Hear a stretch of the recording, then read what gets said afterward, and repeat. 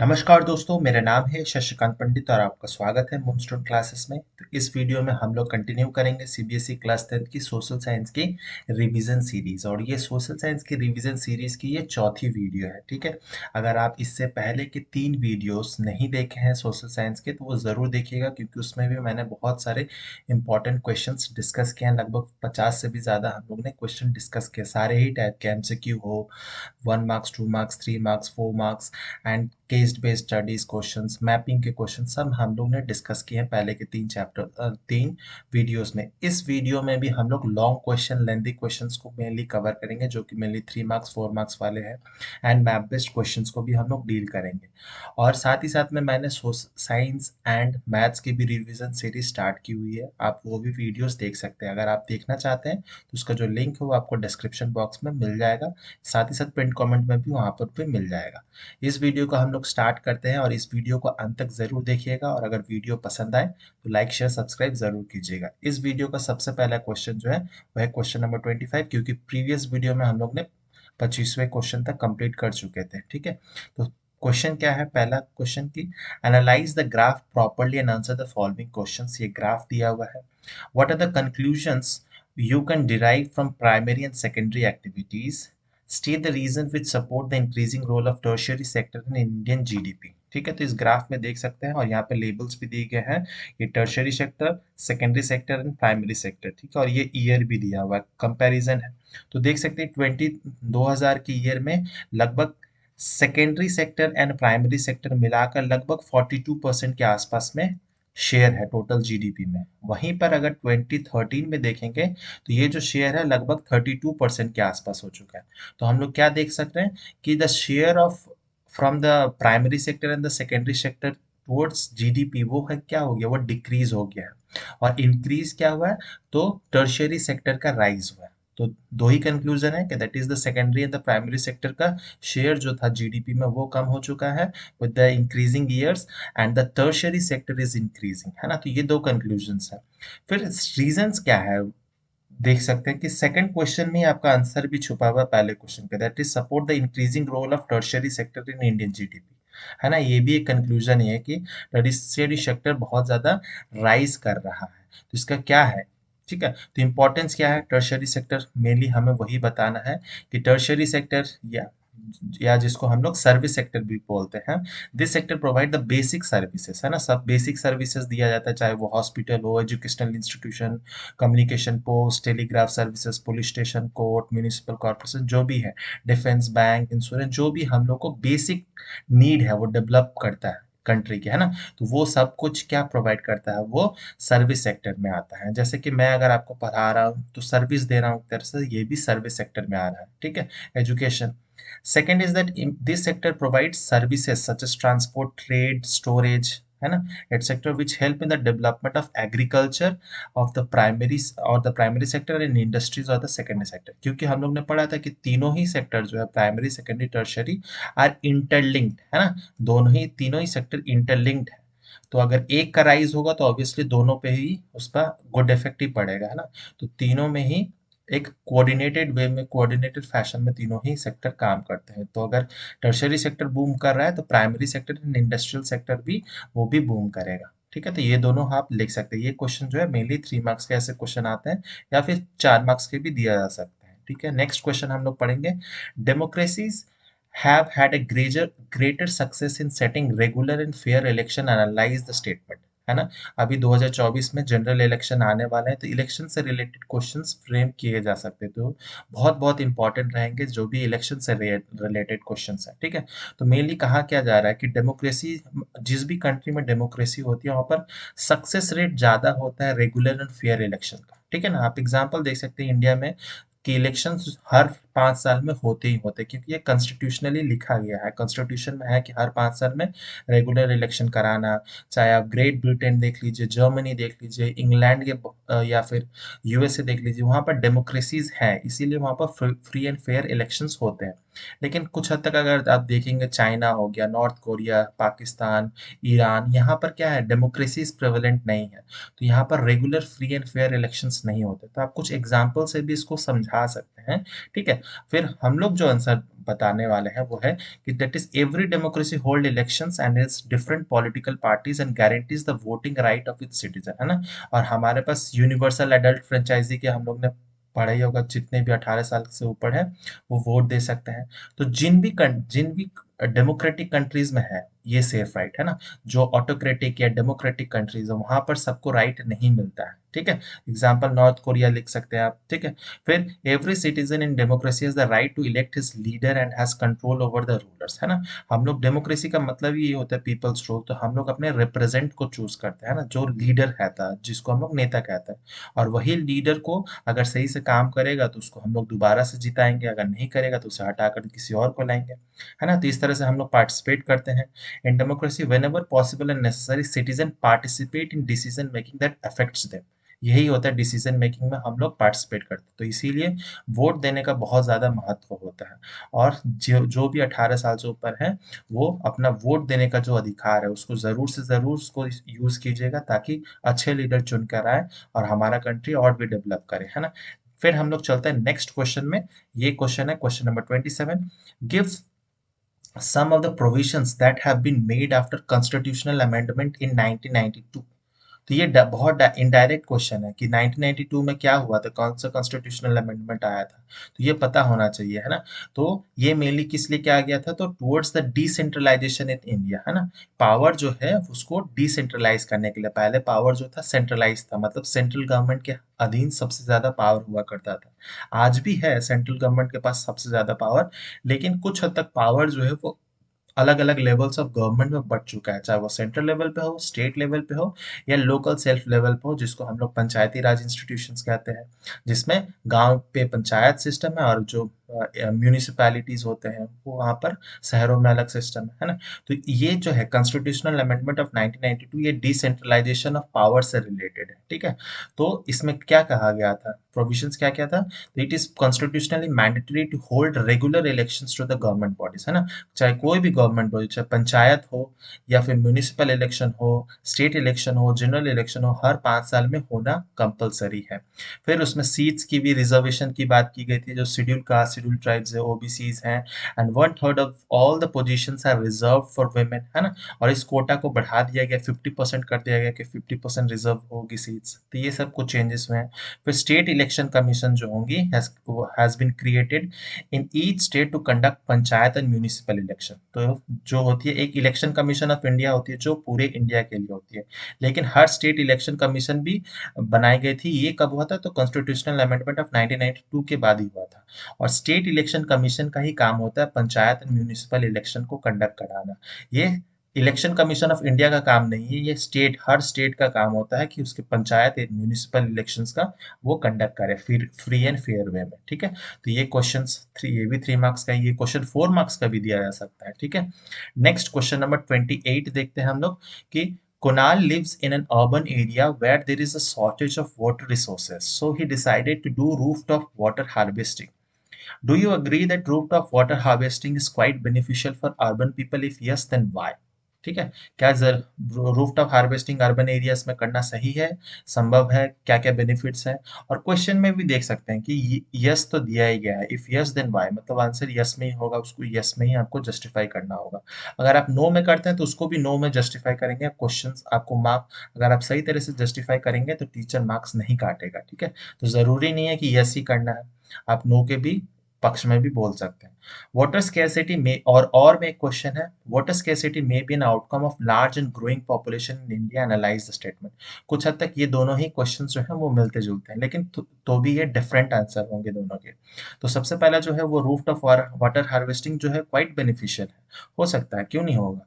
The rain water harvesting is one of the best method practised and follow to support the conservation of water. जब भी हम लोग conservation of water की बात करते हैं तो रेन वाटर हार्वेस्टिंग सिस्टम की बात करते हैं। और आज जितने भी बिल्डिंग्स बन रहे हैं जिसको हम लोग ग्रीन बिल्डिंग्स कहते हैं, उसमें ये वाला सिस्टम्स लगाना लगभग कंपलसरी हो गया, स्पेशली गवर्नमेंट बिल्डिंग्स में ये कंपलसरी हो गया कि रेन वाटर हार्वेस्टिंग सिस्टम हो, फिर रूफ टॉप सोलर पैनल्स भी लगे हों, ये सब सिस्टम्स कंपलसरी बन गए हैं, ठीक है। तो बेनिफिट्स क्या होते हैं रेन वाटर हार्वेस्टिंग के, तो ये सब कुछ बेनिफिट्स है कि help in the reducing of water bill जो होगा वो कम हो जाएगा, डिमांड फॉर वाटर जो होगा वो भी कम होगा। फिर इसके साथ में क्या होगा, इससे दोनों ही पानी की भी अ, पानी की भी कंजर्वेशन होगी और बिजली की भी कंजर्वेशन होगी। फिर it improves the quality and quantity of the ground water level recharge होने में भी बहुत हेल्प करेगा। क्योंकि हम लोग क्या कर रहे हैं, शहरों में मेनली क्या हो रहा है, हम लोग कॉन्क्रीटाइजेशन कर दे रहे हैं। तो कॉन्क्रीटाइजेशन से जो भी बारिश का पानी होगा क्या होगा, वो मिट्टी के अंदर या फिर ग्राउंड वाटर का रिचार्ज नहीं करता है, वो ड्रेन में जाकर मिल जाता है। लेकिन अगर हम लोग कॉन्क्रीटाइजेशन नहीं करेंगे, फ्री ग्रीन स्पेसेस रखेंगे, तो वो पानी क्या होगा, वो मिट्टी धरती जो है वो अब्जॉर्ब कर लेगी और ग्राउंड वाटर लेवल रिचार्ज करेगी। तो ये बेनिफिट है। Does not require a filtration system for landscape irrigation. इसमें कोई फिल्ट्रेशन टेक्निक की ज़्यादा ज़रूरत नहीं होगी, क्योंकि नेचर में जो सॉइल प्रोफाइल होता है वो खुद ब खुद एक सॉइल को, जो वाटर है उसको फिल्टर कर देता है। ठीक है। फिर this technology is relatively simple, easy to install and operate. बहुत ज़्यादा इसमें पैसा खर्च नहीं होता और एक ही बार इन्वेस्ट करना होगा, ज़्यादा इसमें खर्चा नहीं है। It reduces soil erosion, storm water runoff, flooding, pollution of water due to fertilizer, pesticides, metals and other sediments। ये सबको भी ये रूफ टॉप हार्वेस्टिंग कम करता है। तो ये सारे ही बेनिफिट्स है, तो ऑब्वियसली कर सकता है। फिर सेकंड जो क्वेश्चन था और वाला, कि water scarcity can may be outcome of large and growing population. ये तो पूरी तरह से लिंक्ड है। जैसे जैसे पॉपुलेशन बढ़ रहा है, डिमांड पानी की वैसे बढ़ती जा रही है, इसीलिए वाटर स्कैरसिटी वाले प्रॉब्लम हो रही है ना। और ये मेनली इंडिया में कब हो, तो पोस्ट इंडिपेंडेंट इंडिया में हो रहा है, क्योंकि प्लानिंग सही तरह से की नहीं गई थी। भले ही हमारे पास प्लानिंग कमीशन था, लेकिन हम लोग ने सही तरह से प्लानिंग की नहीं थी। कहीं कहीं पे इंडस्ट्रियलाइजेशन कर रहे हैं तो बहुत ज़्यादा इंडस्ट्रियलाइज कर देते हैं, अर्बनाइज्ड कर दे रहे हैं। जैसे कि आज की जो मेट्रो सिटीज़ है, बहुत ज़्यादा डेंसली पॉपुलेटेड, बहुत सारे इंडस्ट्रीज़ हैं वहाँ पर, वाटर लेवल ना के बराबर है ना। तो उससे क्या हो गया, वाटर डिमांड बढ़ गई है। अगर सही तरह से प्लानिंग नहीं होगी, इंडस्ट्रियलाइजेशन इंटेंसिव वे में होगी, अर्बनाइजेशन होगी, तो वाटर डिमांड तो बढ़ेगी। फिर ग्रोइंग पॉपुलेशन से क्या होगा, उसकी वाटर की नीड भी ज़रूरत होगी, है ना। और lead to the over exploitation of water resources various purposes. इसका एक एग्जांपल आप देख सकते हैं, जैसे कि पंजाब में क्या है, खेती बाड़ी बहुत ज़्यादा होती है, तो वहाँ के जो किसान है वो लोग भी गेहूं के साथ साथ अलग अलग जो चावल के फसल है, वो भी उगाते हैं। और चावल को पता है, चावल जो है पैडी को बहुत ज़्यादा पानी चाहिए होता है। तो वो लोग क्या करते थे, ज़्यादातर ग्राउंड वाटर को ही हार्वेस्ट करते थे। उससे क्या हुआ, उनका ग्राउंड वाटर लेवल बहुत कम हो गया, और फिर उसमें हेवी मेटल्स का कंसंट्रेशन जो है ग्राउंड वाटर में ज़्यादा होने लग गया। और वही लोग अगर खाना खाएंगे, कंज्यूम करेंगे या पिएंगे, तो उससे क्या होगा, ह्यूमन बॉडी में भी वो जो हेवी मेटल्स का कंसंट्रेशन वो भी बढ़ेगा। फिर उसके कारण कैंसर और भी अलग अलग बीमारियां स्टार्ट हो जाती है। तो ये भी एक आप लिख सकते हैं, जस्ट फॉर नॉलेज में बता दिया। फिर for example drinking, domestic uses, agriculture, electricity generation, इन सब का डिमांड बढ़ते जा रहा है ना। और ये पॉपुलेशन अगर हम लोग कंट्रोल नहीं करेंगे तो ये और भी बढ़ते जाएगा और भी सीवियर होते जाएगा। अभी गर्मी के दिन आने वाले हैं, आपको पता खुद चल जाएगा कि बहुत सारे सिटीज़ में, बड़े बड़े सिटीज़, मेट्रो सिटीज़ या छोटे शहरों में भी ये दिक्कत बहुत ज़्यादा बढ़ गई है। लेकिन अगर गांव में देखेंगे तो रिलेटिवली ये प्रॉब्लम थोड़ी बहुत कम है, क्योंकि वहाँ पर पॉपुलेशन उतनी ज़्यादा नहीं है, क्योंकि गांव का सारा पॉपुलेशन तो शहर में आ चुका है ना। The increasing urban centers with large and dense population and urban lifestyle have not only added to water and energy requirement but the further aggravated the problem of water scarcity, है ना। और lifestyle भी बहुत है ना। जो urban lifestyle है उसमें पानी की डिमांड बहुत ज़्यादा होती है। हम लोग वाटर कंजर्वेशन मेथड पे बहुत ज़्यादा एम्फोसिस नहीं देते हैं। जब हमें पानी की कमी होती है तभी हमें दिमाग लगता है कि हाँ, हमें पानी बचाना चाहिए। हम लोग पहले से बचा कर नहीं रखते हैं, है ना, कंजर्व नहीं करते हैं। जब पानी की कमी होती है तभी हम लोग सोचते हैं। तो कुछ कुछ ये पॉइंट्स आप लिख सकते हैं अपने हिसाब से। नेक्स्ट हम लोग नेक्स्ट क्वेश्चन पे मूव करेंगे, क्वेश्चन नंबर 29 पे, कि explain how public sector contributes to economic development of nation. और में दिया गया है कि Amit worked as a labourer in a construction company for 2 years in which sector he is working, how can the workers of this sector be protected। ठीक है, तो और में है, तो सबसे पहले पब्लिक सेक्टर जो कंट्री किस तरह से इकोनॉमिक डेवलपमेंट में कंट्रीब्यूट करता है ना। तो पब्लिक सेक्टर वैसे सेक्टर जो पब्लिक के लिए बनाए गए हैं। ऐसे बहुत सारे पीएसयूज हैं, पब्लिक एंटरप्राइजेज, जैसे इंडियन रेलवे, वो भी क्या है, आप एग्जांपल के थ्रू भी समझा सकते हैं। पब्लिक सेक्टर इंडियन रेलवेज है ना। तो इससे क्या इंप्रूव होता है, तो सबसे पहला है कि इकोनॉमिक डेवलपमेंट में किस तरह से हेल्प करता है, तो इम्प्रूविंग इंफ्रास्ट्रक्चर, है ना।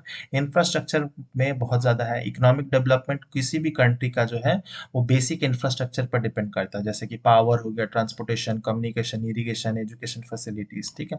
तो पब्लिक सेक्टर जो है जितने भी गवर्नमेंट स्कूल्स हैं, गवर्नमेंट बिल्डिंग्स हैं, गवर्नमेंट ऑफिसेस होते हैं या फिर कंपनीज होती हैं गवर्नमेंट की, वो इसमें ही हेल्प करती है ना। जो पीएसयू का मेन प्रॉफिट ही होता है कि वेलफेयर किया जाए और प्रॉफिट कम कमाया जाए भले ही, लेकिन प्रॉफिट जो वेलफेयर हो वो हो सके, ठीक है। तो public sector enterprises can arrange large investment necessary for economy, है ना। वो बहुत सारा फॉरेन डायरेक्ट इन्वेस्टमेंट, एफडीआई जिसको कहते हैं, वो अट्रैक्ट कर सकते हैं, फॉरेनर इन्वेस्ट कर सकते हैं। फिर इससे क्या होगा, फिर एक्सपोर्ट प्रमोशन भी किया जा सकता है। हम लोग इम्पोर्ट हमारा कम हो जाएगा, हम लोग एक्सपोर्ट ज़्यादा करेंगे तो हमारा ट्रेड बैलेंस भी सरप्लस में जाएगा, है ना। तो ये बहुत बेनिफिशियल होगा।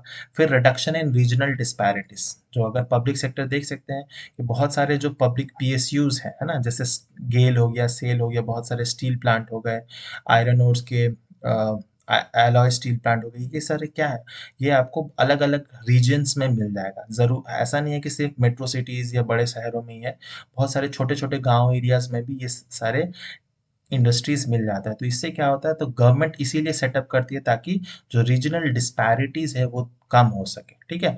And in the under developed region में बनाए जाते हैं to reduce and overcome the regional disparities in the development. इसीलिए आपको अगर बहुत सारे जो स्टील प्लांट है आपको ईस्टर्न पार्ट ऑफ इंडिया में ज़्यादातर दिखेंगे, जैसे भिलाई स्टील प्लांट हो गया, Rourkela steel plant, Durgapur steel plant, ये सारे इधर मिलेंगे। तो आप अगर एग्जाम्पल के थ्रू में समझाएंगे तो ज़्यादा बेनिफिट रहेगा, ठीक है। तो एग्जाम्पल ज़रूर दीजिएगा, जहाँ पर भी आपको आता हो, पॉसिबल हो, वहाँ पर एग्जाम्पल ज़रूर दीजिएगा। नेक्स्ट हम लोग और में जो था, तो अमित जो था वो क्या, वो अनऑर्गेनाइज्ड सेक्टर में काम कर रहा था, है ना। वो कंस्ट्रक्शन कंपनी में काम कर रहा था, लेकिन वो अनऑर्गेनाइज्ड सेक्टर था, ठीक है। तो the worker in the unorganised sector should be protected. हम लोग किस तरह से उसको प्रोटेक्ट कर सकते हैं, तो सबसे पहला इश्यू आता है वेजेस की, है ना। तो उसको जो पैसा मिलता है वो काफी हद तक लो होता है और रेगुलर भी नहीं होता, ठीक है। जो उसका जो मालिक है या जो उसका, तो जो वेजेस, सबसे पहला इश्यू है वेजेस वाला, कि वेजेस में जो उनको लो वेजेस मिलती है, रेगुलर भी नहीं होता है, ठीक है। और and there is no provision for over time और पेड लीव का, ऐसा कोई होता ही नहीं। अनऑर्गेनाइज सेक्टर में अमित काम कर रहा था, इसीलिए तो इसीलिए मिनिमम वेजेस रूल्स जो है वो इम्प्लीमेंट किए जाए। जितने भी लॉज बने गए हैं जो लेबर मिनिस्ट्री से बनती हैं, वो लॉज को स्ट्रिक्टली इम्प्लीमेंट करना चाहिए। और अगर जो भी कंट्रैक्चुअल जो कंट्रैक्टर्स हैं, अगर वो सही तरह से पैसा नहीं दे रहे, टाइमली पैसा नहीं दे रहे, तो उनके अगेंस्ट लीगल एक्शंस भी लेना बहुत ज़रूरी है, ठीक है।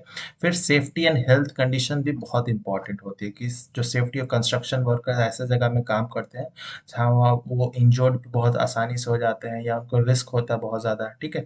वहाँ पर अनहाइजीनिक वर्किंग एनवायरनमेंट होती है, बहुत लंबे समय तक काम करना पड़ता है। तो ये यहाँ दोनों ही सेक्टर में क्या होगा, इंश्योरेंस रहना बहुत ज़रूरी है, हेल्थ इंश्योरेंस रहना उसका ज़रूरी है, ठीक है। और बहुत ज़्यादा उसको काम ना करवाया जाए, और जो अननेचुरल काम होते हैं, बहुत सारे भारी भरकम काम करवाया जाता है, तो वो सब ना हो, ये सब है, ठीक है। और वेजेस जो है वो भी बहुत इंपॉर्टेंट है, जो लॉज बनाए गए हैं वो बहुत स्ट्रिक्टली इम्प्लीमेंट करना ज़रूरी है। अगर कोई इसको एंड फाइन लगाना भी बहुत ज़रूरी है अगर कोई इसको सही तरीके से नहीं मानता है, तो इस तरह से आप इसको सॉल्व कर सकते हैं क्वेश्चन को। नेक्स्ट हम लोग क्वेश्चन में मूव करेंगे, क्वेश्चन नंबर 30, कि discuss about the salt march and make clear why it was an effective symbol of resistance against colonialism, ठीक है। तो ये पता ही होगा आपको, सॉल्ट मार्च के लिए कि गांधी जी ने साबरमती आश्रम से मार्चिंग स्टार्ट की थी। डांडी एक कोस्टल शहर था गुजरात में, और 6 अप्रैल 1930 तक पहुंच गए थे, and violated the salt law. Of salt law यही था कि सिर्फ ब्रिटिशर्स की ही मोनोपोली रहेगी और ब्रिटिशर्स ही सॉल्ट को मैन्युफैक्चर कर सकते हैं from the sea water. But Gandhi ji ने खुद वहां पर जाके नमक बनाया, and breaking the salt law was an apparent defiance of British authority and was a direct challenge to the British rule in India, है ना। तो ब्रिटिश की जो मोनोपोली थी, ब्रिटिश अपने आप को बहुत समझता था, वो डायरेक्ट गांधी जी ने चैलेंज किया, है ना। People were not only asked to refuse cooperation with the British, और साथ ही साथ में दांडी मार्च के साथ में सॉल्ट लॉ तो ब्रेक हुआ ही, फिर बहुत सारे पीपल जो लोग थे अलग अलग एरियाज में, अलग अलग पार्ट ऑफ इंडिया में, वो सब कोई रिफ्यूज कर दिया कोऑपरेट करने से ब्रिटिशर्स का। बहुत सारे और भी अनजस्टिफाइड कॉलोनियल लॉज को भी ब्रेक किया गया, अलग अलग शहरों में, अलग अलग जगह में, जैसे बंगाल में, तमिलनाडु में, बहुत जगह सॉल्ट लॉ को ब्रेक किया गया। और वहाँ के जो लोकल नेता होते थे वो सॉल्ट बनाते भी थे, मैन्युफैक्चर करने लगे। With the spread of the movement, foreign clothes were boycotted, liquor shops were picketed, peasants refused to pay revenue, चौकीदारी taxes, village official resigned, forest people violated forest law by collecting wood and grading their cattle in the forest। ये सारे क्या हुआ इसका salt march के बाद ये सारे start हो गए थे। ठीक है, तो बहुत ज्यादा क्रांति लेके आ गया था अलग अलग सेक्टर्स या अलग अलग लोगों के बीच में, है ना। फिर salt march inspired people from different segment of our society, जो मैं कह रहा हूँ, and became our effective tool of resistance against the colonial power. ऐसा क्यों हो पाया? क्योंकि सॉल्ट ही क्यों चुना गांधी जी ने? तो salt was an effective symbol of resistance against colonialism. Why? Because all classes identify with salt as an essential food item. चाहे वो अमीर हो गरीब हो, नमक तो वही यूज करता है ना जो सी वाटर से बनाया जाता है। आज के समय में हमारे पास चॉइसेस हैं, लेकिन उस समय में चॉइसेस नहीं थे। ब्रिटिशर्स भी वही नमक यूज करते थे, इंडियंस भी वही करते थे, इंडियन के जो जितने भी अलग अलग कास्ट के लोग थे वो भी वही यूज करते थे। इसीलिए सॉल्ट एक सिंबल था जो सब लोगों को इकट्ठा कर सकता था, है ना। And taxes on salt and monopoly over its manufacturing was sign of operation of the British rule. ठीक है ना, ये इसी को ब्रेक करना चाहते थे, इसका जवाब देना चाहते थे।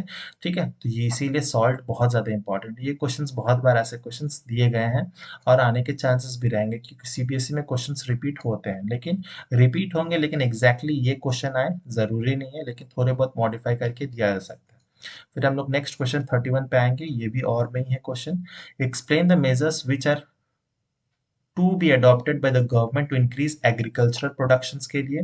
फिर write down the names of any two major fiber crops grown in India and also explain the conditions required for the growth and development। तो दोनों ही एग्रीकल्चर से ही है चैप्टर।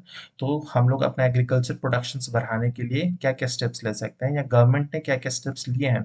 तो provide incentives to farmers to trade in agricultural products, subsidy दिया जाए, इनको incentive दिया जाए।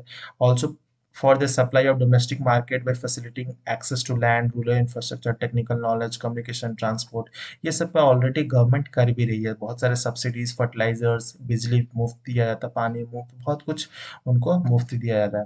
फिर increase output by giving incentives for expanding their area under cultivations, change in output mix and technical changes किया जाए, जैसे like H Y V seeds, है ना, हाई यील्डिंग वैरायटी सीड्स का इंट्रोडक्शन हो सके, ऐसे सीड्स का यूज हो जो आपको प्रोडक्शन ज़्यादा दे सके।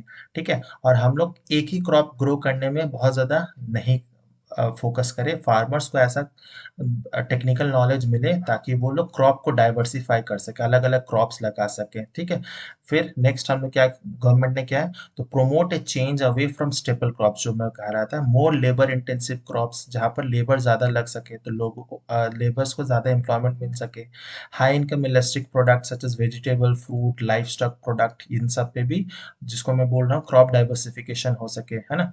मिक्स्ड फार्मिंग किया जा प्रैक्टिस की जा सके, और इंडिजिनस सिस्टम बनाया जाए for generating technical exchanges necessary if the technology is to match changing the local needs, है ना। हम लोग क्या करते हैं, तो हम लोग कोई दूसरे देश से कॉपी कर लेते हैं और उसको हम लोग अपने कंट्री में इंट्रोड्यूस करते हैं, लेकिन वो सॉल्व होगा ही नहीं मैटर, क्योंकि local problem needs local solution, है ना। तो इस तरह से आप कुछ स्लोगन भी लिख सकते हैं कि लोकल प्रॉब्लम लोकल सोल्यूशन ही चाहिए, हम लोग फॉरेन सोल्यूशंस लाते हैं वो काम करेगा ही नहीं, है ना।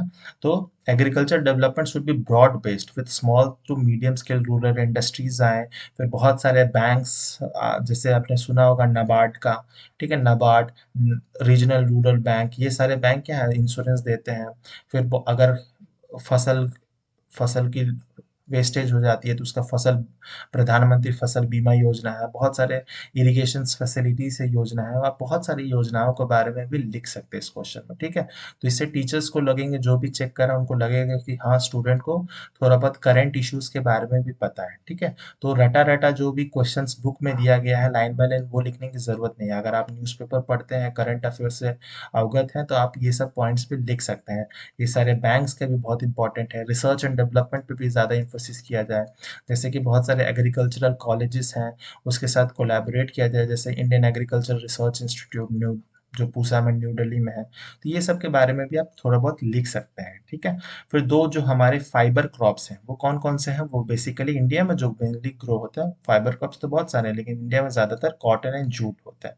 ठीक है, एंड कॉटन जो है वो इंडिया का ही है ओरिजिनली। ठीक है, ओरिजिनली, और आज के समय में भी इंडिया जो है one of the largest producer of cotton in the world है। ठीक है, तो कॉटन ग्रोथ सबसे ज्यादा कहाँ होती है, तो पता ही है, ब्लैक सॉइल इसीलिए उसको ब्लैक कॉटन सॉइल भी कहा जाता है, जो कि आपको महाराष्ट्र, गुजरात, डेक्कन प्लेटू वाले रीजन में होता है। फिर कौन-कौन से कंडीशन है, क्लाइमेटिक कंडीशंस, वो भी आपको याद रहना चाहिए कि हाई टेम्परेचर, लिटिल रेनफॉल और इरिगेशंस, 210 फ्रॉस्ट फ्री डे, ठीक है, सॉरी यहाँ पर एक स्पेलिंग मिस्टेक हो गई, and bright sunshine through for its growth. और ये खरीफ क्रॉप है जिसको 6 से 8 महीने लगता है मैच्योर होने में, तो पूरा साल लगभग लग जाता है, ठीक है।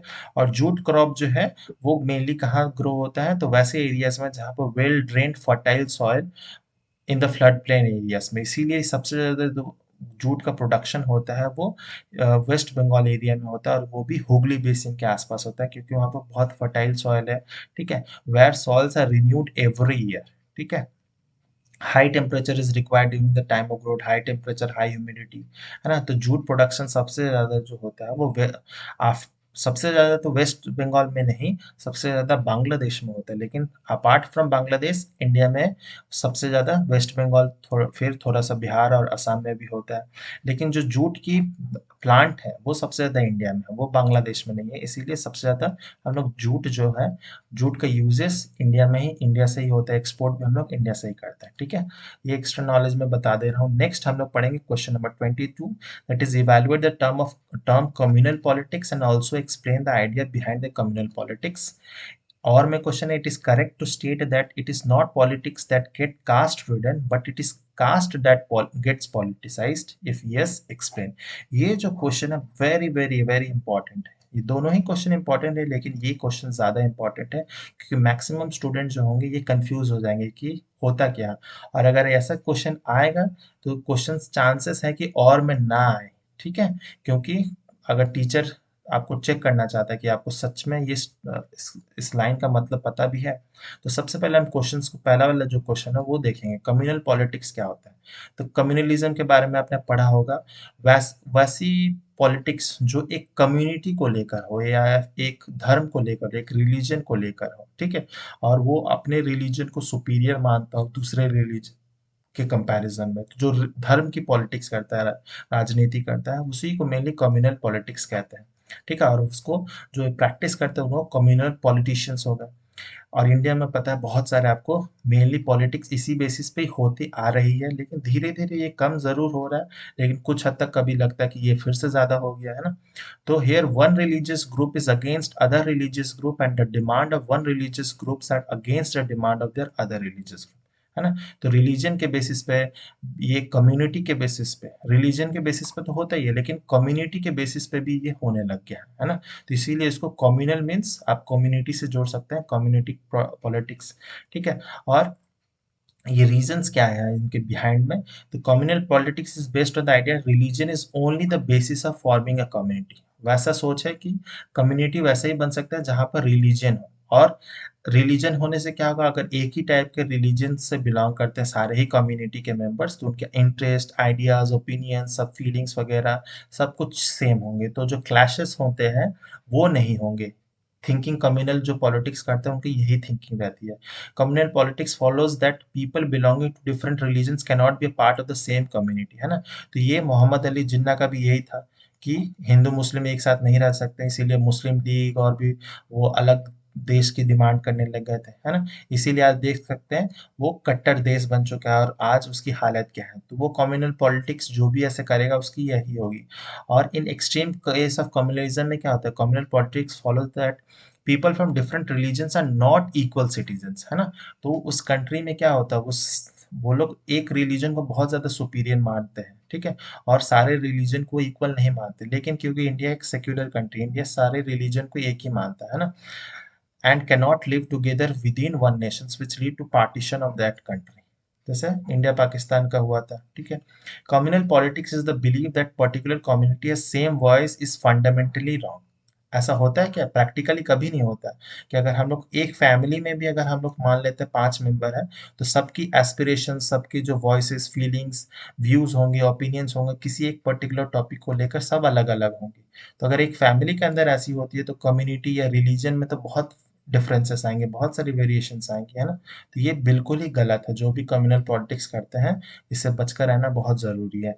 और all voices inside a community have the right to be heard, है ना। तो हर जो कम्युनिटी है उसका सुनना, व्यूज ओपिनियन जानना बहुत जरूरी है, तभी जाकर वो कंट्री सक्सेसफुली रन करेगा और स्टेबल रहेगा। नेक्स्ट हमारा जो क्वेश्चन था कि that it is not that politics that get caste ridden but it is the caste that get politicized. हाँ, ये बिल्कुल सही स्टेटमेंट है। ठीक है, कास्ट जो है वो पॉलिटिसाइज्ड हो गया है। Caste have taken various forms in the politics as each caste group tries to become bigger by incorporating within its neighboring caste, है ना। तो जो नेबरिंग कास्ट या सब कास्ट होते हैं उनको इकट्ठा करके वो और एक बड़ा सा कास्ट बनाना चाहते हैं, और which were earlier excluded from it, है ना। फिर various caste groups are required to enter a coalition with other caste or communities and thus enter a dialogue and negotiation। फिर बहुत सारे कोलिशंस गवर्नमेंट बनते हैं। वो किस बेसिस पे बनते हैं? तो सिर्फ कास्ट के बेसिस पे बनते हैं। फिर कास्ट के बेस पे वो पॉलिटिक्स करते हैं। जैसे इंडिया में बहुत सारे ऐसे रिलेशंस हैं, मैट्रिमोनियल रिलेशंस होते हैं जो कास्ट बेस्ड होते हैं, और वो फिर पॉलिटिक्स बना ज्वाइन करते हैं, और वो फिर वो कंट्री को भी रन करते हैं। मैं एग्जांपल नहीं लेना चाहूंगा क्योंकि ये यूट्यूब इसको प्रमोट नहीं करेगा, यूट्यूब इसको ब्लॉक कर देगा। ठीक है, मैं नाम नहीं लेना चाहूंगा। फिर new kind of caste groups have come up in the political arena like backward and forward caste groups, ये सारे भी आ चुके हैं। बैकवर्ड ग्रुप आप देखते होंगे कि पिछड़ा वर्ग, अत्यंत पिछड़ा वर्ग, ये सारे टर्म्स यूज किए जाते हैं। दलित, महादलित, ये सब टर्म्स होते हैं ना। तो ये सारे एग्जाम्पल, वैसे बहुत सारे पार्टीज के बारे में भी हम लोग ने पॉलिटिकल पार्टीज वाले चैप्टर में पढ़े थे, जिसमें बीएसपी हो गया, ये दलितों के लिए पार्टी कहा जाता है। सीपीआईएम, ये सारे जो पार्टीज हैं, है ना, तो ये सब पार्टीज के बारे में भी आप आंसर में लिख सकते हैं। तो ये क्वेश्चन बहुत बहुत इंपॉर्टेंट है, बहुत इंपॉर्टेंट है। ये 3-4 मार्क्स के भी क्वेश्चंस बन सकते हैं इससे। नेक्स्ट हमारा जो क्वेश्चन है वो है बेसिकली मैप बेस्ड क्वेश्चन। वो है कि name two places A and B marked on the given outline map of India and identify them and write the correct names on the lines. ठीक है, तो ए कौन सा है? तो a place where civil disobedience movement started.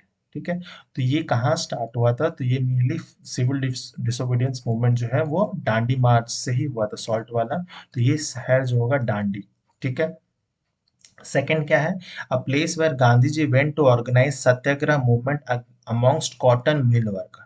तो cotton mill worker तो कहाँ हुआ था? तो ये भी गुजरात का ही शहर अहमदाबाद है, वहीं पर ये कॉटन मिल वर्कर्स ने स्ट्राइक किया था, तो गांधी जी वहां पर भी गए थे। आफ्टर फर्स्ट जो चंपारण सत्याग्रह था, उसके बाद में गांधी जी वहां पर खेड़ा सत्याग्रह एंड अहमदाबाद में गए थे, है ना। तो ये दोनों हो गया। फिर नेक्स्ट जो है आप देख सकते हैं इस मैप में, एक हो गया Dandi and this second is Ahmedabad. फिर हमें दूसरा जो है वो मैपिंग के लिए है, क्योंकि मैपिंग से 5 मार्क्स का क्वेश्चन आएगा, वो 2+3 फॉर्म में आता है।